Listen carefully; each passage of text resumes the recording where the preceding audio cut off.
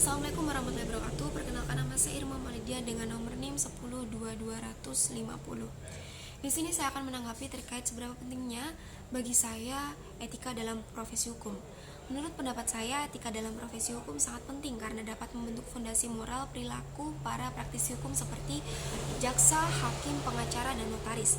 Dalam konteks ini, etika bukan sekedar aturan tertulis, tetapi juga mencerminkan tanggung jawab yang diemban oleh para profesional hukum dalam melaksanakan tugas mereka, karena mereka bekerja di garis depan penegakan hukum. Tindakan mereka memiliki dampak langsung pada kehidupan individu, masyarakat, dan kepercayaan publik terhadap sistem peradilan. Salah satu prinsip utama dalam etika hukum adalah integritas, di mana pengacara diharapkan untuk bertindak jujur kepada klien, pengadilan, dan pihak lain.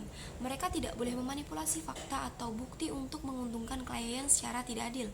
Hal ini sangat penting terutama dalam konteks sistem peradilan yang berdasarkan prinsip fair trial atau pengadilan yang adil.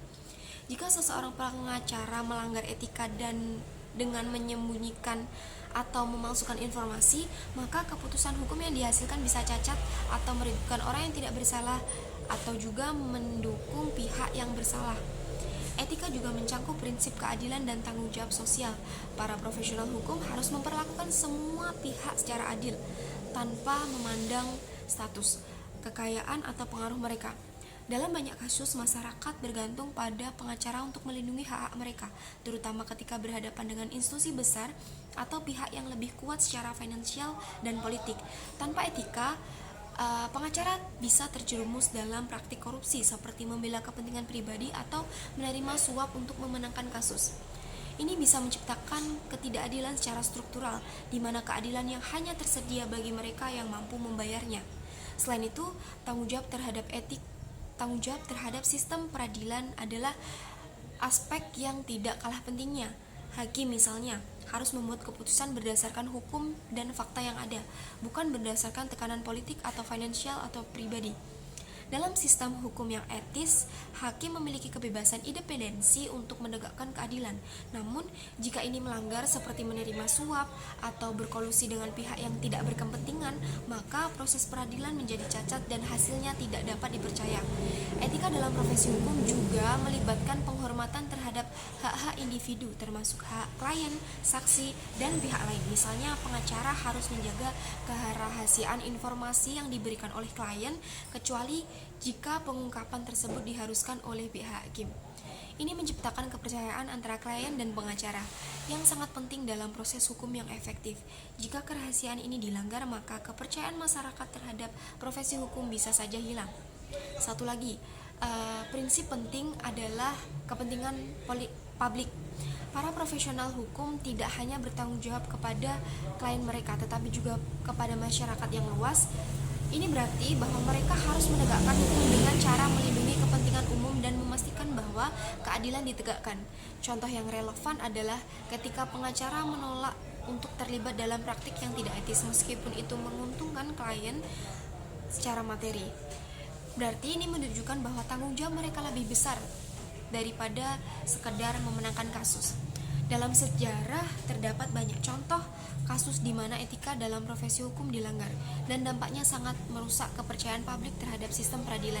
Salah satu contohnya adalah kasus Enron di negara Amerika Serikat, di mana pengacara yang terlibat membantu perusahaan tersebut menyembunyikan informasi keuangan yang krusial, yang akhirnya menyebabkan salah satu skandal bisnis terbesar dalam sejarah. Pelanggaran etika seperti ini tidak hanya merusak individu, tetapi juga mengguncang sistem ekonomi dan sosial secara keseluruhan. Di Indonesia sendiri banyak juga kasus besar yang menunjukkan betapa pentingnya etika dalam profesi hukum. Contohnya adalah kasus korupsi besar yang melibatkan aparat penegak hukum, pengacara, dan hakim. Dalam beberapa kasus tersebut, pengacara diketahui bekerja sama dengan aparat hukum untuk mengatur putusan pengadilan demi keuntungan pribadi. Pelanggaran etika seperti ini menciptakan rasa ketidakadilan di masyarakat dan memperkuat anggapan bahwa hukum yang tajam ke bawah tetapi tumpul ke atas. Oleh karena itu, penting untuk menegakkan kode etik yang kuat dan memiliki mekanisme pengawasan yang efektif dalam profesi hukum. Sanksi terhadap pelanggaran etika juga harus tegas, termasuk pencabutan lisensi praktik bagi para profesional hukum yang melanggar aturan etika. Di samping itu, pendidikan etika harus menjadi bagian integral dari pelatihan hukum, sehingga para calon pengacara dan hakim memahami betul tanggung jawab moral yang melekat pada profesi mereka. Dengan demikian, dalam profesi hukum bukan hanya soal mematuhi aturan formal, tapi juga menyangkut komitmen untuk menjaga keadilan, kejujuran, dan kepercayaan masyarakat.